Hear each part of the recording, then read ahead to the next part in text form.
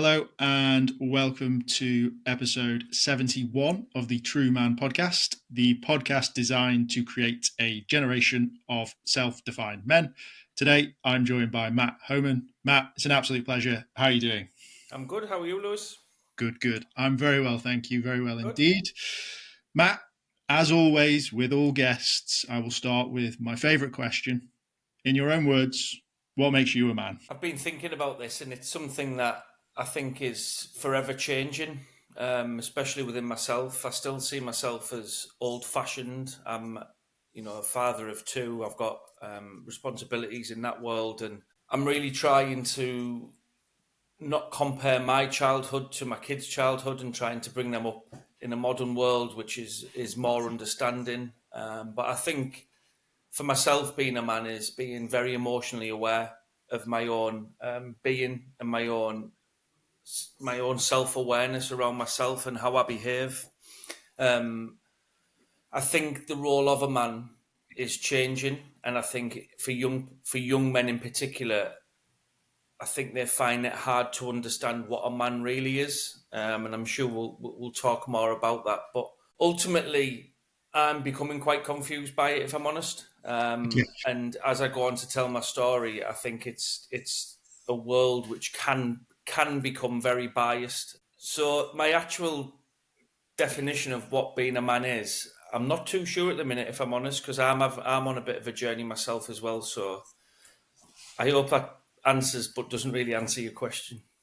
Well, it may not answer my question, but it's the reason I asked the question. And it's that what is it? And it's great that you're open to say that you're on that journey. I would just like to pick on one little thing though, which is obviously you mentioned you're a father and the generational thing. What's your thoughts on sort of, I guess, a theory or a conversation that a lot of men will have, which is they want to give their children a better childhood than they had? And do you think that then changes how you are as a man in that relationship? I mean, I had a really good childhood, and a lot of what I come on to talk about is not like childhood past trauma or anything, and really difficult for me because me and my kids' mum split up when they were really young. So my daughter was 4 months and my son was 4. So I had to quickly become a single father, and so when I talk about giving them a childhood I didn't have, I've just tried to provide them with a lot of love and a lot of probably more emotion than I got as a child. I'm very open to talking to them about a lot of things, and I think when we start to compare generationally, I think that then becomes a problem. I get a bit sick of hearing the saying, well, when we were kids, we just got on with it. When we were kids, we went out all day on our bikes and no one knew where we were. And these kids are over. My kids have known nothing different than to have phones and to have social media and to have their lives almost scrutinized on a daily basis. And I think it's really difficult if you stick in that old-fashioned way of being a father and trying to give your kids something that you might have experienced, but because it was a totally different world, growing up in the 80s and 90s, it's completely different, totally different. So it's a struggle because of what your values are, and I suppose that depends what your own personal values and what your own personal journey's been. Yeah, I like that answer. It was succinct, and it's still nuanced, which I think a lot of listeners want answers, but I really am looking forward to this podcast because, like you say, you're on that journey, you've been through a journey, and to be honest with you, for me, that's part of the fun, and that's sort of the tool that we're trying to create here with the podcast. So I'm liking your honesty and not having like polished short shit like this is the answer, which is great. But Matt, why don't you tell the listeners what it is that you're currently sort of doing in the space, and then we'll get a little bit more into your story. So a bit of background about myself professionally. I left school and with not much going on. I thought I was going to be a footballer, and I was at Middlesbrough Football Club for a while I was a kid, and just before my GCSEs, they told me I wasn't going to be good enough. So I thought, shit, I better dig in here. And I scraped through my GCSEs and I got an apprenticeship as a fitter. So I was fixing trucks and buses and enjoyed that, but I always had a passion for wanting to join the police. And I think this journey that I'm on, looking back, I think I've always been an empath without really knowing it up until more recently. So at 26, 2005, I joined Cleveland Police. I had an amazing career. 19 and a half years I served in various roles. Covert policing was my main length of stay. I loved every second of it. And then I'll come on to my story coming out of the police, but I was ultimately medically retired in 2023 with complex PTSD. And now I've just left Middlesbrough Football Club Foundation, who were been amazing with me. They've really given me an opportunity to build my confidence back up, have an understanding that there is life outside of an institution like the police. And I didn't know what I could do, what my skills were, and ultimately I've had a lot of transferable skills. So I've been working with children in the care system within schools, so a lot of mentoring with young people who were struggling academically, they're not attaining, a lot of emotional stuff going on outside of school, and I loved it. I really enjoyed it, and then I now work for myself. I've got a company called Lived XP, so my lived experience. So I'm still within school settings. I'm working with a more diverse crowd of young people, one-to-one mentoring. I've also done some public speaking around my experiences, which has led me onto this, I suppose. And then I'm also a director of a kick up here in Teesside called Everymancan. So Everymancan was born out of a campaign from the South Tees South Tees Public Health, which was originally called Boroughman Can.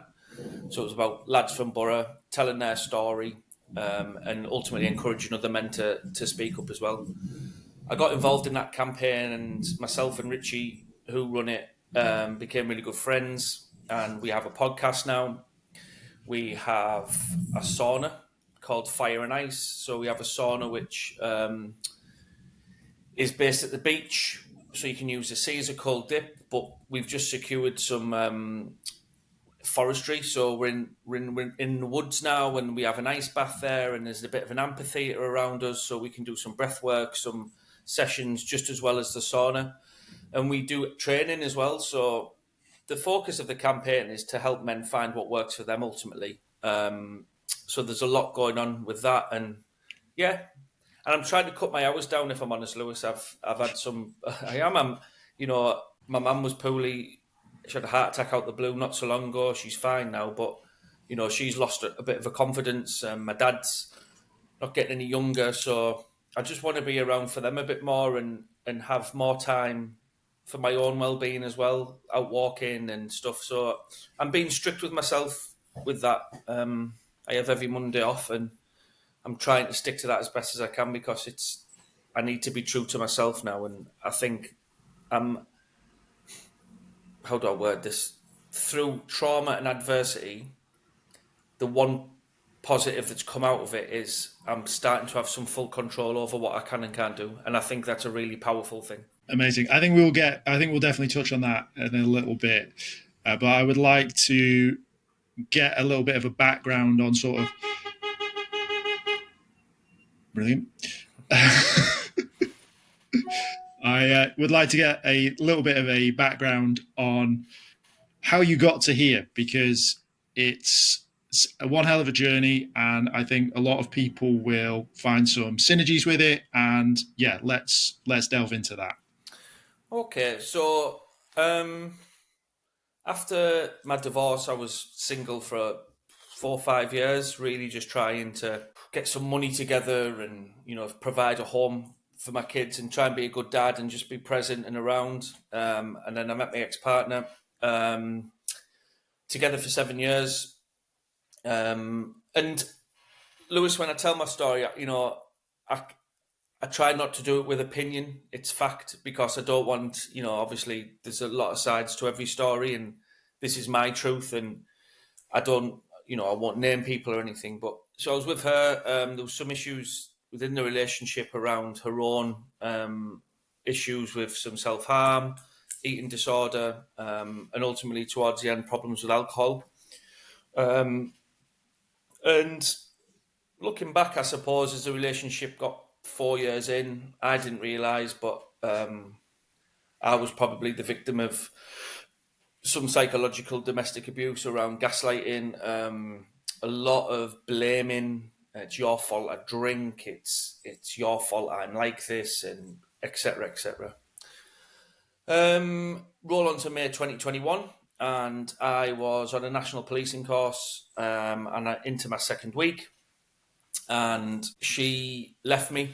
She left the relationship and she left the house whilst I was away. Returned home. Dogs had gone. Everything had gone. So yeah, a relationship breakdown ultimately. 2 weeks went past and she had now joined the police. So a bit of background, because it'll prove more context as I go on. So she used to be a domestic violence support worker for a local female charity and then joined the police. She came to see me and said that work wanted to talk to me, and I knew straight away. In my experience, I'd never been in trouble with, like, from a disciplinary point of view. I had an impeccable record, and ultimately, I was took in as a voluntary interview for control and coercive behaviour, whereby the story is she went in to see her female inspector for a welfare check and disclosed that I was controlling, coercive. I later learned that the inspector submitted some crime reports for rape against me because she had said that there was times when we would have sex and she didn't want to but never told me. So it was consensual, and her female inspector decided that that was rape. That was quickly written off by domestic violence unit, and then I was placed under investigation. Just an unbelievable time, really. I had 8 weeks of just not knowing what was going to happen. No statement from her. She wouldn't give any sort of evidence or hand a phone over. And I was served gross misconduct papers for the first time in my service, and I didn't know what that meant. So under a lot of pressure, I was on the sick from work, which I'd never really been, and not knowing the outcome of that was a killer. So that investigation ended in and around the August time, whereby I was told there was no case to answer criminally and no case to answer disciplinary. So big relief. I knew I'd done nothing wrong, but that, the way it was going was the trying to find something. Yeah. So 2 days after that ended, I was at home cooking tea, and it was about 7:30 at night, and there was a knock on the door, and it was a domestic violence unit. And they came in and ultimately arrested me on suspicion of harassment. So in between the first and second time, I had no conditions not to speak to her or anything, and I had a lot of her belongings. I had approach work to see if they could help me facilitate them belongings being handed over. We were both police officers, and I got no support. She was subject to another welfare check because she was drinking quite heavily and they were concerned of her mental health. And she said I was harassing her. So I handed my phone over, and I was ultimately arrested and taken to a police station, whereby I was placed in a cell for about 4 hours. Learned from a solicitor that she had not made a statement. She'd walked out of a video interview and said that she didn't want to do this. This was not right, and etc. etc. Didn't hand a phone over again, and I was then interviewed and bailed. So I was then bailed with conditions not to speak to her.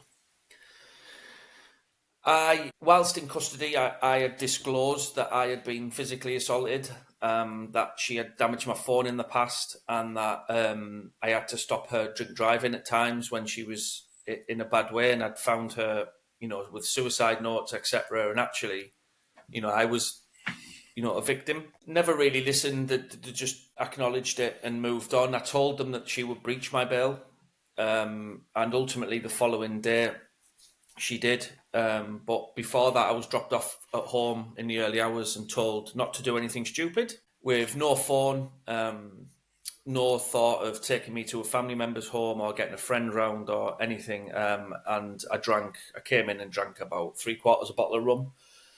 Woke up on my kitchen floor with my dog, who was a puppy, just sat next to me, and it was awful.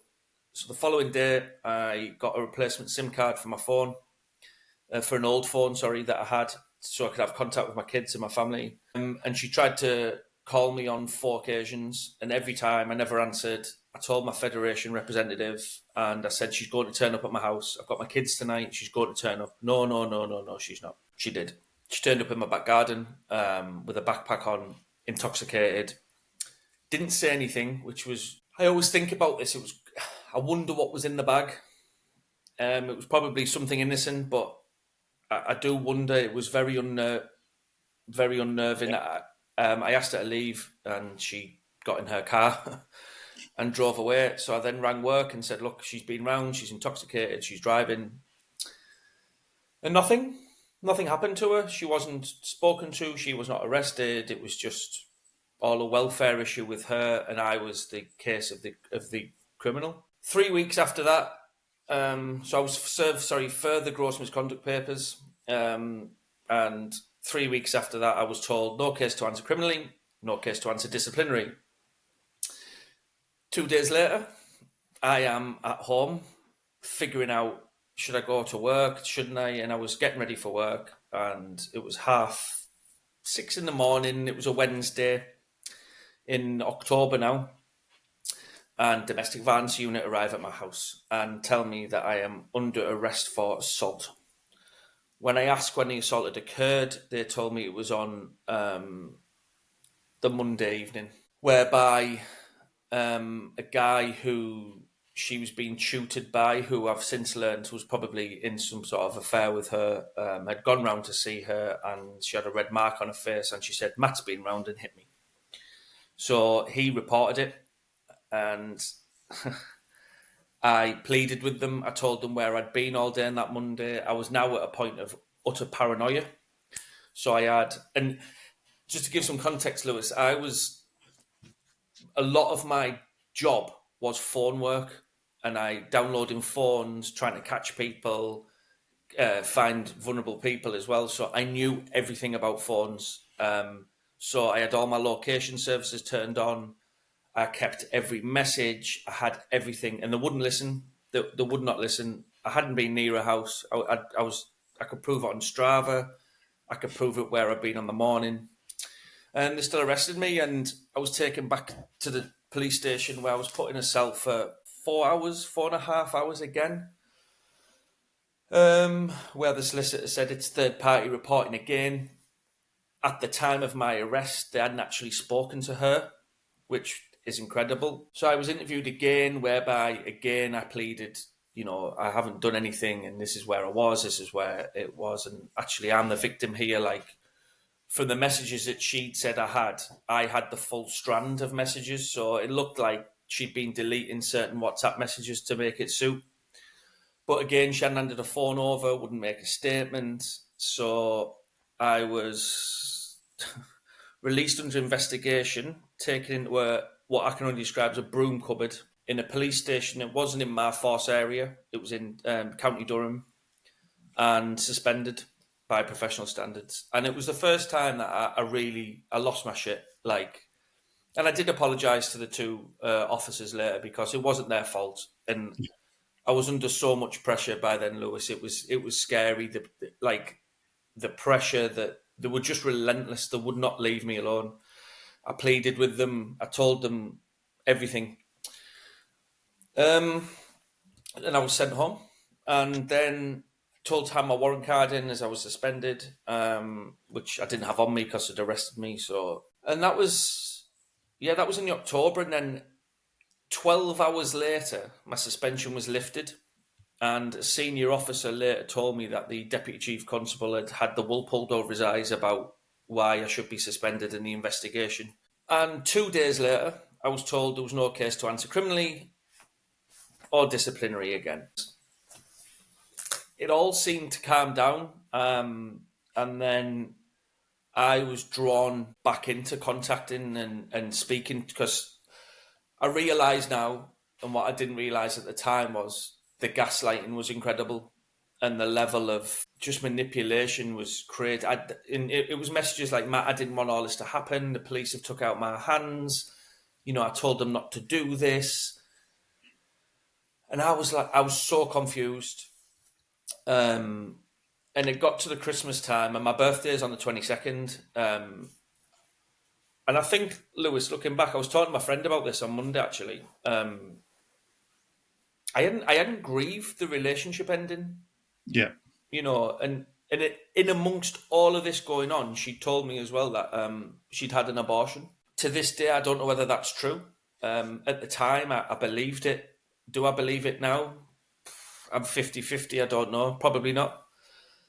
But it messed with me, and in the December, it got bad. So where I live in Middlesbrough, for all it gets a bad reputation, we have some beautiful, stunning countryside. The North Yorkshire Moors is on my doorstep, the beach. I was up the hills with the dog, and I just thought, fuck it, I can't. I hadn't eaten for about 3 or 4 days. I was drinking, and I was just in tatters, and my life had fell apart, and I climbed a tree and thought, right, I'll this is it. And then my dog barked, and then I looked down at my dog and I thought, what are you doing? And then I got down and put my top back on that I was going to use, and a woman stopped me and she said, are you okay? And I said, no, I'm not. I said, I'm not at all. And I carried on walking, and I saw her use her phone, and I thought, oh no, she's rang the police, and here we go again. And this is how paranoid I got, Lewis. So from where I was in North Yorkshire to where I live, I know where all the ANPR cameras are. I know where the police will sit. I know, and I just avoided the whole thing and just drove home in a way that got me home, and it was awful. And then time just seemed to go. It was just a blur. Like the next thing I know, it's March. Yeah. And I'm at football on a Sunday morning with my kids, and I get a message from my best friend saying, have you seen what she's put on Facebook? And I said, no. And I'm not on Facebook. And he sent this message, and it was a poem she'd written, and I wasn't named in it, but it was clearly aimed at me and why she fled this domestic violence. And work, the police told her to take it down and stop it, and nothing happened to her. And it's not that I ever wish she'd been arrested as like to be vindictive, but the disparity in the whole thing was just laid out bare to me. And it's hard enough as a bloke. I think I'm very emotional, and from that relationship, I've learned about the empath side of things, and I was very empathetic towards her mental health issues and her self-harm and her eating disorder. And I killed myself doing it. Yeah. I just destroyed myself, and I didn't look after myself at all during that time. And without certain people in my life, I don't think I'd be here today. And I look back, and it's like looking at a different life, and a different person. But ultimately, I went back to work, and I really tried. I had a new job. I was security clearance vetted to one of the highest levels in the country, and then I got my dream job, and I couldn't do it. I was crying in my car every morning. I was sweating. I was having panic attacks. My anxiety was through the roof. I thought every car door banging outside my house was the police coming to arrest me again. And then the bad dreams started, and the hypervigilance. So I started to dream about incidents that I'd been to. So I know this is quite harrowing, but like deaths of children, deaths of people, road traffic accidents, murder scenes that I'd attended. And my dreams were I was getting the blame. So I was at that scene as a cop, but getting arrested. And I was seeing things in my sleep. I was having night terrors. And ultimately, in 2023, I was medically retired with complex PTSD. And I lost my career and my job and everything. And that's where the rebuild has started, I suppose. I'll take a breath now. Thanks for sharing, Matt. It's always great when someone so open and honest, it's going to be refreshing, and I'm sure it will resonate with at least one person listening. And no story's the same, but I'm sure there's parallels for someone out there, and to know that you've got through it should hopefully help them also. One thing that I really want to touch on, which is you mentioned about grieving the relationship, but I also want to go back to the end of your first marriage and that side of things, because I think a lot of men leave marriages, usually not their decision, and they're a bit lost and they're a bit trying to find something or somewhere. And I can imagine that a lot of men find themselves in relationships that probably don't serve them as much because they're just trying to find something to fill the void or the gap. Is there any, have you had any thoughts on that? Is there anything that you've delved in towards that side of things? Yeah, it's really interesting. I think I've had to, so as a result of all of this that's happened, I've done a lot of my journey's been around trying to understand her and her behaviours and to why someone would do this. Yeah. But also I've had to look at myself, and and it just it's really interesting as a man, Lewis, that like people always say I lost everything, and they always relate to the career, to money. She fleeced me. She got half the house, and etc. etc. And I lost my career. And I think what I've learned throughout all of this was I lost myself, which is the biggest thing. I really did, and I'm still not the same person. In my new relationship, I'm not the same person. I don't think I ever will be again. But it's really interesting. I think you touch on something there about marriages ending and relationships and delving into other things. I've learned about myself that I've always just wanted to be cared for and loved. And it's not something that's been missing from my childhood. It's nothing like that. I've always wanted someone who respects me, who just looks after me and gets me some beers in when they know. Do you know what I mean? That sort of just normal loving relationship, I suppose. And I think when my marriage ended, I was on my own for a long time because I had a lot of rebuilding to do. I had my kids a lot, and I had relationships, but they weren't relationships. They were sexual encounters, I suppose. And afterwards, I just used to think, what was that? Like, what was I doing there? And then when I met my ex-partner, I knew from the off there was stuff wrong. But honestly, and not many men would say this, I don't think, but I just loved her too much. I was infatuated with her. Why do you think men won't say that? I just think it's I think more of lads my age would not say that because they wouldn't want to open up of how that is. I mean, I was absolutely infatuated, and physically, I realise now that she used sex as a bit of a weapon, and I could not get enough of it.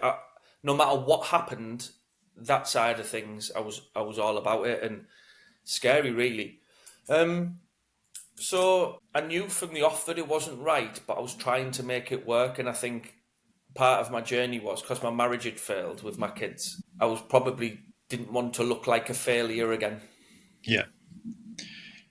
I think a lot of men feel like that. I don't know whether they would word it like that. I feel like a lot of men are dependent on relationships. I think you touched on self-building and starting to look at yourself and taking those self-care days and your relationship with your parents and what that looks like for yourself. But that's a selfish act. You want to have that relationship with them now.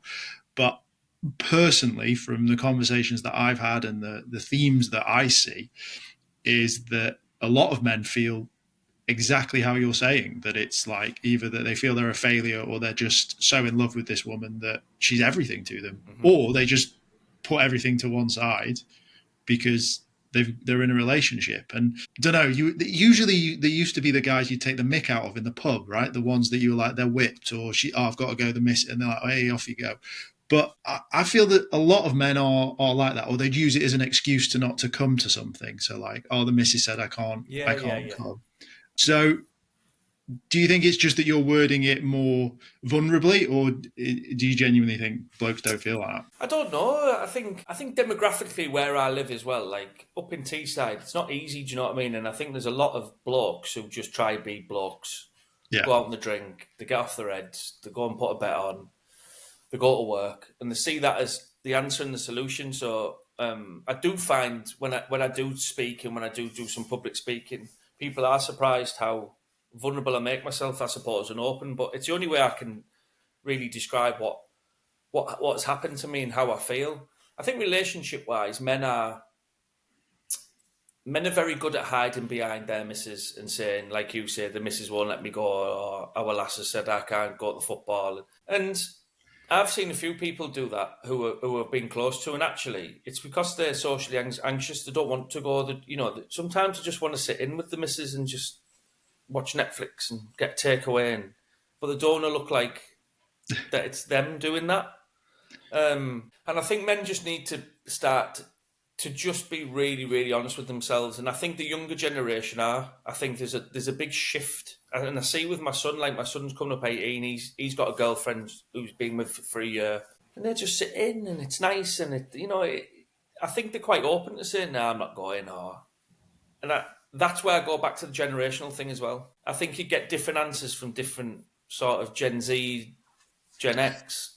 I think all of that sort of stuff, you get different answers. Social anxiety and male loneliness, I feel, are two sides of the same coin. It would be good to hear your views on that, especially in the Northeast, as you sort of alluded to, where there is that not last bastion, but there is a grip on that traditional man's man and that side of things. Like you talk about the sauna that you've and the sea, which I imagine is Baltic, let alone just icy, and obviously the forest that you've got now, which all sounds amazing. What are sort of some of the conversations that you're having with guys that are coming to these places? So I due to my my daughter plays football. She's all over the place on a Saturday. So Richie tends to run the sauna more. We tend to get, it's interesting, we tend to get a more female orientated crowd. And if men do come, they come with their partner. So you wouldn't get I don't think we have, 5 or 6 lads just rocking up and having a sauna. And I think it's a more of they'll probably want to, but then they don't, because Richie's amazing. So within the sauna, he'll sit in there and he'll open up conversation with people. So what it's becoming is a real solid, safe space for people to, because let's be right, you sat in the sauna and you're at your most vulnerable, aren't you? Your warts and all are out. Your dad bod's there. Your swimming shorts are on, and you sat and you become vulnerable without even knowing it. So I think if we had the sauna elsewhere in the country, we'd see a bigger uptake in men, I think. That was going to be my next question. It's good that you pointed it out. I was going to say, if that was in London, in a clean part of the Thames, maybe, or somewhere else, I don't know where that is. It would be a lot of men. What do you think's missing there? What do you think men need in the Northeast? Other men to be vulnerable and open. I know a lad who's been doing a lot of work within male-orientated businesses, and he posted something on LinkedIn the other day, and it was something like, have you ever suffered from anxiety? And I think the 3 women who worked there put their hands up, and not one man put their hand up. And it's that unwillingness to step forward and go, yeah, I have. Because once you do it, other men will go and do it. And I think up here, it's a real... I was at the Borough game last night against Leeds, and I was lucky enough to have some hospitality, and I took my dad, and it was really good. And I was actually sat observing around the room.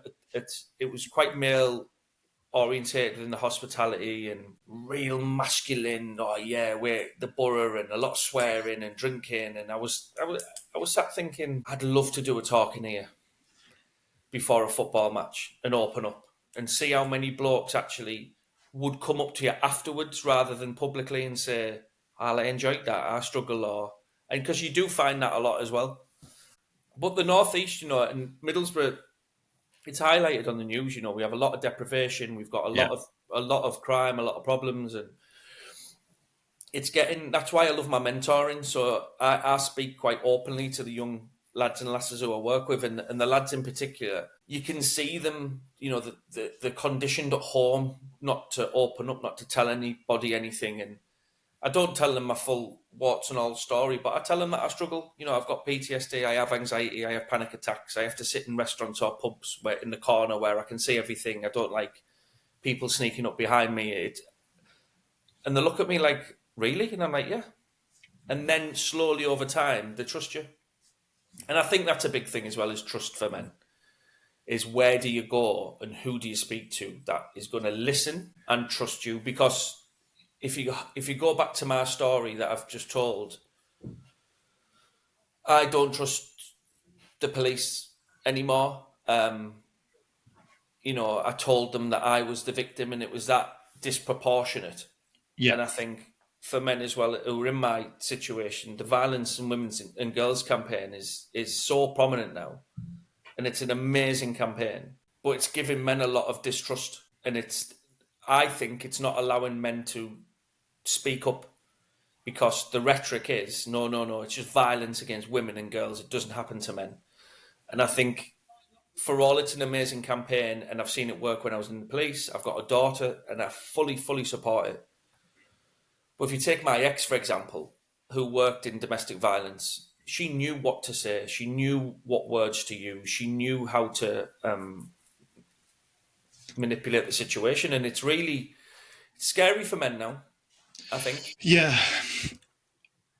I would like to say that, in my opinion and my view on it, false claims are still rare, really rare. I think with your story, there are a lot of stars aligning, as you've mentioned. Like she had certain knowledges and certain pathways and certain things that she could essentially manipulate. And I don't disbelieve your story, but what I'm saying, what I do genuinely believe, and I imagine as a father of a daughter as well, like I really don't discourage women speaking, because No.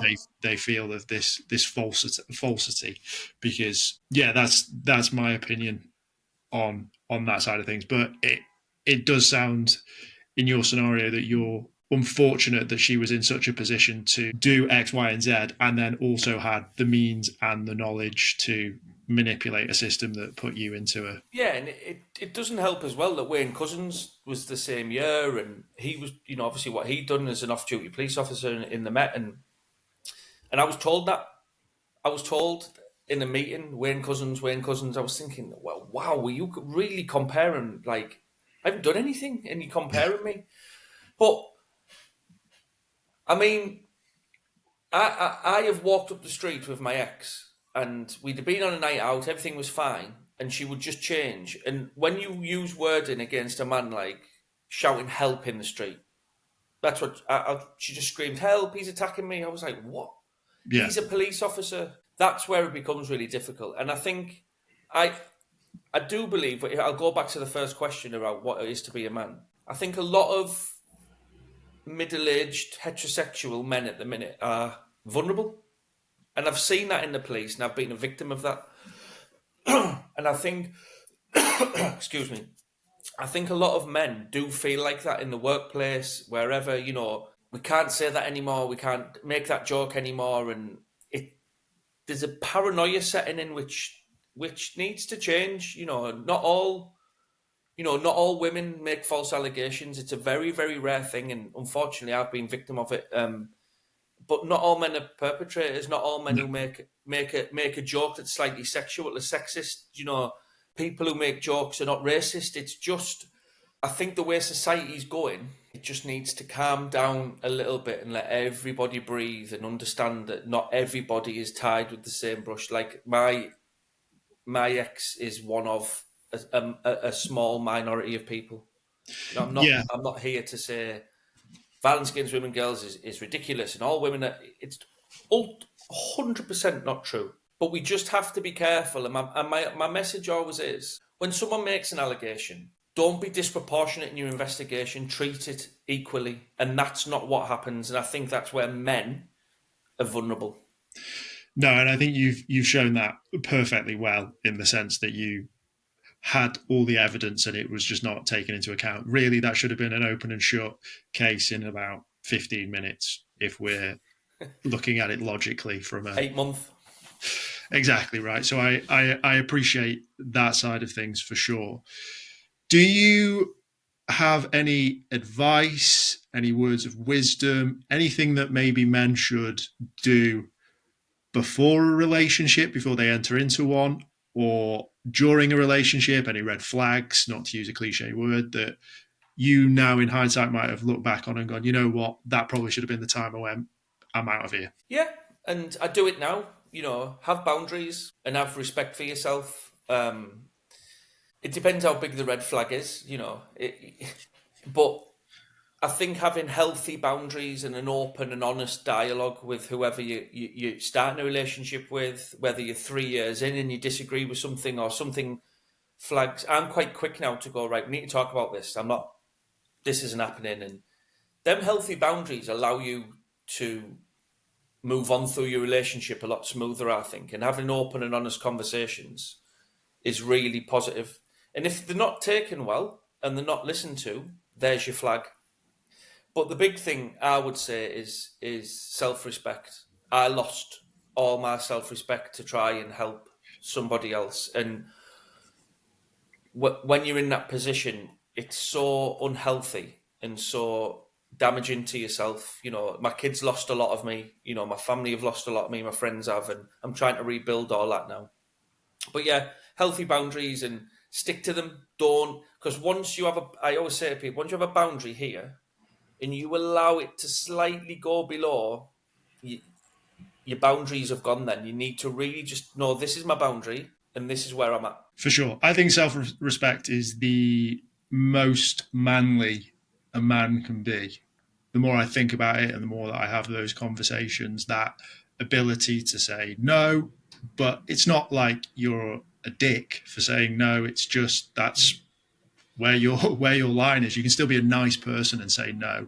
Like for me, the more I think about it, the more that I explore this journey of what is a man, I think that self-respect is huge. And then the other thing that I also like that you just touched on there, which I personally is what I think women mean when they say, I want you to talk more. You said, this is what I don't like, so let's not do that anymore. That's the talking, not, oh, I'm feeling like this. It's just a case of I'm essentially taking control of the conversation, of the narrative, and saying, this is what I don't like right now, and that needs to change. Yeah. Would you agree with that?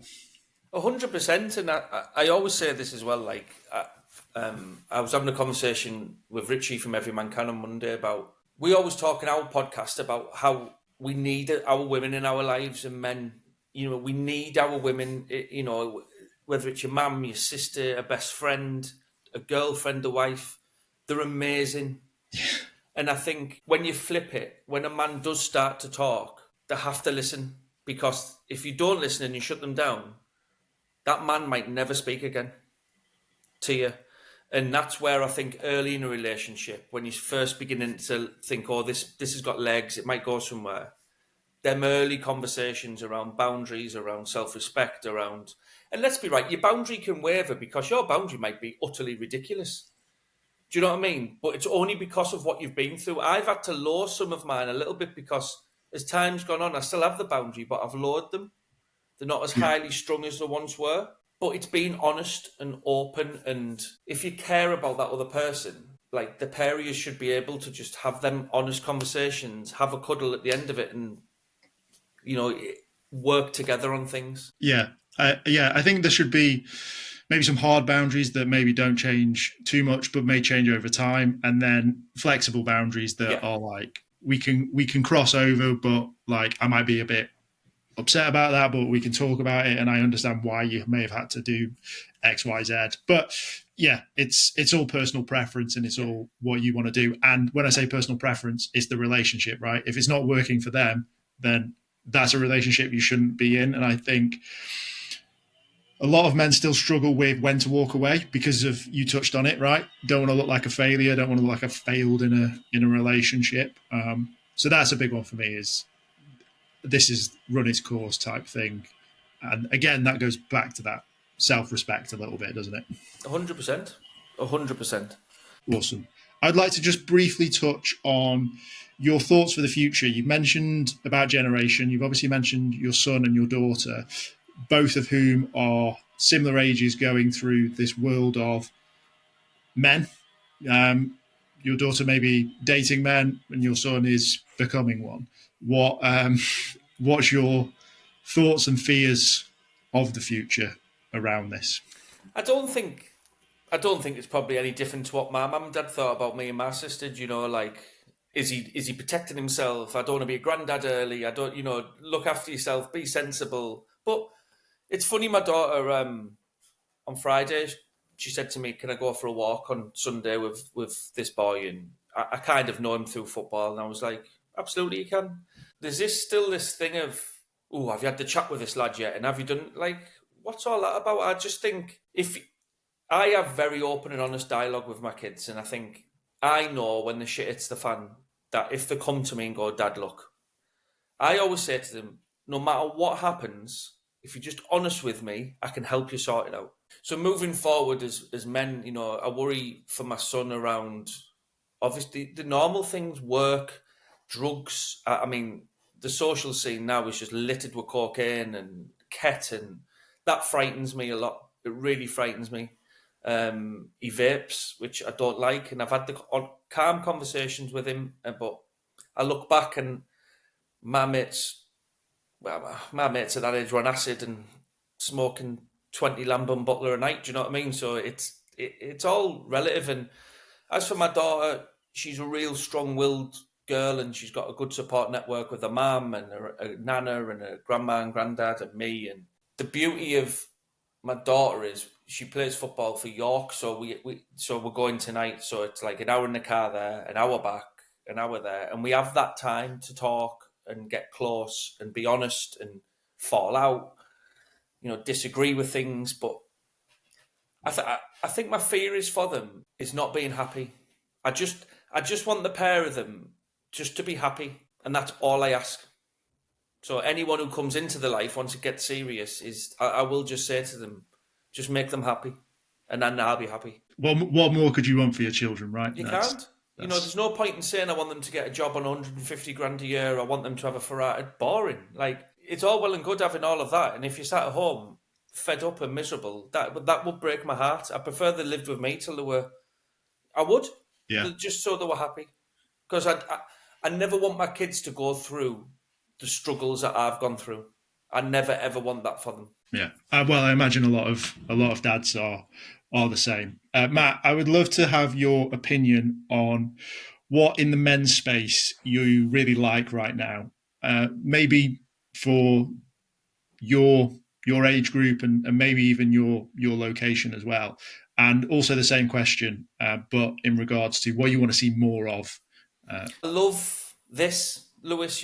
We've connected through LinkedIn, through me telling some of my story and you reaching out and saying, okay, this looks interesting. And then you connect. I love that. I think I'm not really a great fan of social media and LinkedIn, but I understand its benefits and its connections. I think there's a lot of men my age and my demographic now connecting and speaking and actually understanding that there's a lot of people like you and you're not abnormal. I love things like what you're doing. I love what Andy's Man's Club are doing. I love what Pie Club are doing. I love what us as Everymancan are doing. Pushing boundaries and podcasts and saunas. And I never dreamed I'd be involved in anything like this. But I think it's a really powerful tool when people are telling their stories. The one thing I don't like is I think there's people trying to cash in and monetize. And yes, we all need pain, and yes. Yeah. But there's an element of it I don't like, but you can pick and choose who you. Again, it's down to your boundaries, isn't it? Yeah. I think I'd like to see moving forward a less biased against men. I think there's still a stigma that there's a movement out there that we're all bad, we're all this, we're all that. Yeah. Especially when it comes to around domestic violence and that, because I speak about domestic violence because it's passionate to me because of what happened to me. And yeah, I'd just like to see a shift from a government level really down that actually we're recognising that this is a problem and that men need support, need a voice, and let's treat everybody the same. So for me, if you're looking at getting criminally convicted for controlling coercive behaviour and it's shown to be a false allegation, the punishment should be the same for the accuser for me. But that's another 45 minutes. But I just think from a men's health space, it's going in the right direction and it's really positive, and there's so much beautiful things going on and wonderful people helping men that it just needs to keep going, and more men just need to sometimes take a breath and speak up. Matt, thank you so much for sharing your story. Thank you for being vulnerable. I really appreciate it. I hope the listeners appreciate it. Also, I know you're anti-social media, but Matt, if people like what they've heard and they want to find out more, where's the best place to get you? I am on Instagram, Matty_Homan. I'm on LinkedIn as Matt Homan. And Everymancan is, you'll find Everymancan on Facebook, LinkedIn, Instagram. Yeah, my Instagram is more. I have done videos in the past showing my vulnerability because I found it a platform that I can try and help people. So yeah, that's where I'm at. Amazing. Matt, I'll leave the final thoughts with yourself. I will leave the final thoughts with yourself. Okay, thank you. Well, for me, thank you for having me on, Lewis. And it's been, I've really enjoyed it. And I just think if this can help, like we always say, one person, then it's job done. But if it can help a bigger movement, then that's humbling and really fantastic. But thank you.